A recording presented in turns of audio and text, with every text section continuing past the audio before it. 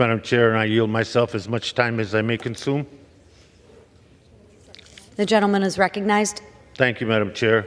I rise in opposition to the legislation. You know, I'm disappointed that today we once again are discussing the continued Republican insistence that immigration is a federal land emergency. I will continue to dispute this claim because instead of focusing on the root causes of our nation's immigration crisis and challenges, my colleagues have chosen to double down on a distraction. I oppose this bill because it's a political stunt that will invite even more hateful anti-immigration rhetoric from the extreme MAGA wing of the Republican Party. The case of Floyd Bennett Field does not represent a threat to our public lands. Rather, it encapsulates the humanitarian crisis that we are facing, caused by failed immigration policies from the past administration and from the failure of Congress to take any action to reform a broken immigration system. The crisis can be solved, but only with real, comprehensive immigration reform. You know, and former President Trump, who is, as I understand it, still the front runner for the Republican presidential nominations, newsflash, nothing has changed. And he's stated that he intends to return to the White House with a supercharged plan that one of his closest confidants noted, the noted white nationalist Stephen Miller, describes as a blitz. Miller went on to say that, quote, Trump will unleash a vast arsenal of federal powers to implement the most spectacular migration crackdown, end quote.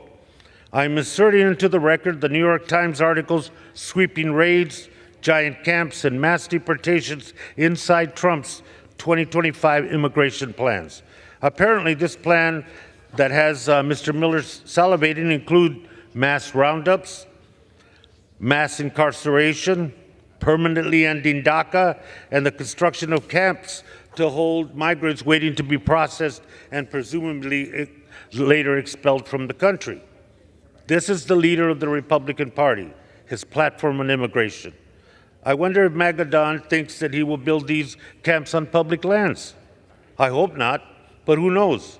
Perhaps he even thinks Mexico will pay for it. Seeking asylum is a human right. We should be discussing how we can best support migrants in this time of crisis by providing additional resources to guarantee safety and well-being during the immigration process. We should be supporting cities like New York that are responding proactively to this crisis. Instead, we are taking up a bill that micromanages and limits local decision-making authority. If Republicans wanted to protect our parks, they would have passed an appropriation bills that would not cut nearly $500 million from the national park budget. Such a cut would result in the loss of 1,000 park staff and would reduce the agency's maintenance and preservation funding. These extreme cuts are going nowhere in the Senate, and President Biden has promised a veto. So why waste that time? To protect our parks, we should empower our federal land management agencies by providing them with the necessary resources to fulfill their mission and their mission to the American people. Instead, this bill would interfere with that work. Historically, the National Park Service has the authority to lease its property if the agency head determines that the lease will not obstruct the preservation of the property. Well, in the case of Floyd Bennett Field, the temporary lease will have minimal environmental impact.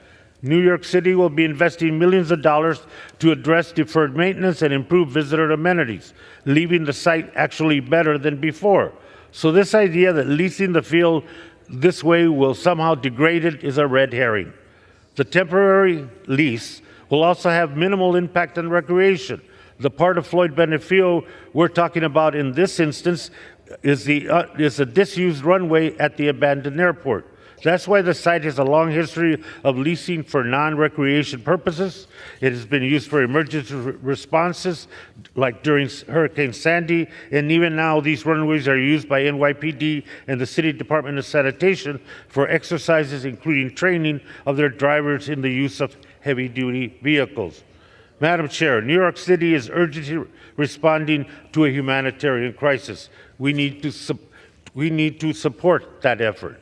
Evicting the migrants at Floyd Bennett Field with no plan for keeping them from being homeless It's not a real solution for New Yorkers.